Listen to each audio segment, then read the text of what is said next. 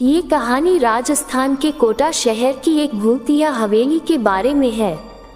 ये हवेली राजा महाराजा के समय में बनाई हुई थी, लेकिन पिछले 18 सालों से इस हवेली में आज तक कोई भी रहने के लिए नहीं आया है। इच्छा होने पर भी इस हवेली में कोई भी नहीं रह पा रहा था, क्योंकि लोगों का कहना थी कि इस हवेली में भूत प्रेत का साया है। जब अजीत सिंह को इस हवेली के बारे में पता चला तो उसने तय किया कि वो इस रहस्य को जानकर ही रहेगा, क्यों लोग इस हवेली में नहीं रह पा रहे हैं। उसने मजबूत इच्छा शक्ति से हवेली में रहने की पूरी तैयारी कर ली। जब उसने हवेली के अंदर जाने के लिए पैर आगे बढ़ाए तो दरवाजे पे किसी अनजान व्यक्ति ने उसे रोक लिया और नजदीक जाके बोले, कौन हो आप और किधर जा रहे हो? अजीत सिंह ने जवाब देने के बजाय उसने सामने सवाल किया, जी आप कौन? मेरा नाम अर्जुन सिंह है और मैं यही पास में ही रहता हूँ। अजीत सिंह ने कहा, ओह अच्छा, मैंने सुना है कि यह एक भूतिया हवेली है और यहाँ कोई नहीं आ पाता है, इसलिए मैं इस हवेली में एक दिन रुकने का फैसला किया है। अर्जुन सिंह ने कहा, जी हाँ, आपने सही सुना है और आप भी अंदर मत जाइए, मेरी माने तो आप भी वापस लौट जाइए, यहाँ बहुत खतरा है। ये सुनकर अजीत सिंह खुश हो गया, जैसे उन्हें कोई लॉटरी लग गई हो। अर्जुन ने उसकी खुशी को देखकर बोला, आप क्यों खुश हो रहे हो? आपको तो भूत का नाम सुनकर डर लगना चाहिए। शायद आपको पता नहीं होगा कि मैं भूत प्रेत में काफी दिलचस्पी रखता हूँ।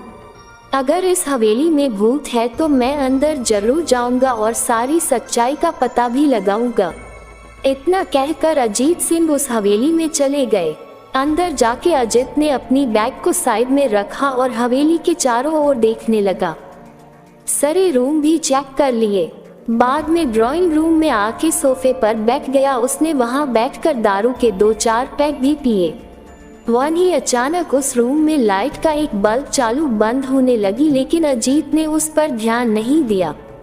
थोड़ी देर बाद दूसरा बल्ब चालू बंद होने लगा, फिर तो हवेली की सारी लाइट चालू बंद होने लगी।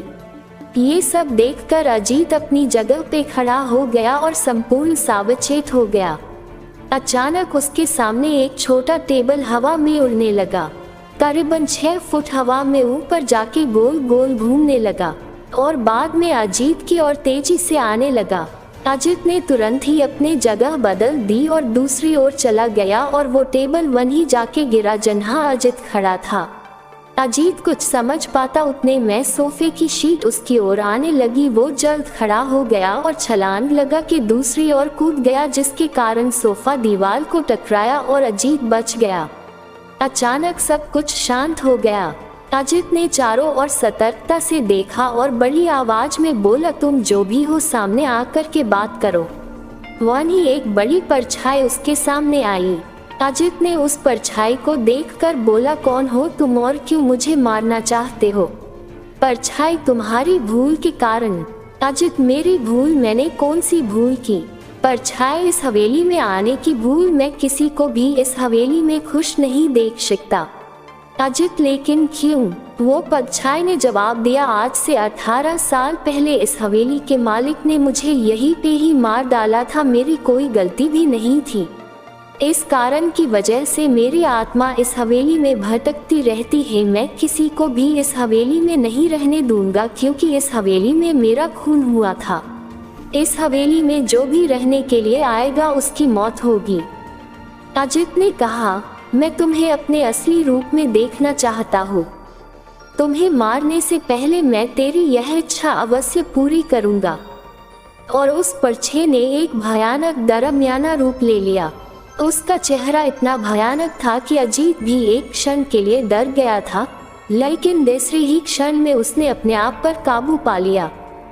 बाद में इसने अपनी जेब में से सफेद पाउडर निकाला और उस भूत के पर फेंक दिया। भूत के पर पवड़ा पड़ते ही वो जलने लग गया। बड़ी बड़ी ज्वालाएं उठने लगी। वो बहुत जोर जोर से चिल्लाने लगा और बाद में पूरी तरह से जल गया। उसके बाद अजीत ने चैन से सांस लिया और वहीं पर सो गया। दूसरे दिन सुबह जब अजीत को सही सलामत हवेली से बाहर आते देख अर्जुन को आश्चर्य हुआ। अर्जुन ने अजीत से पूछा, तुम कैसे जिंदा हो? जब अजीत ने अर्जुन को कल रात को घटी घटना को पूरी तरह से बताया और बोला, अब ये हवेली भूतिया हवेली नहीं रही।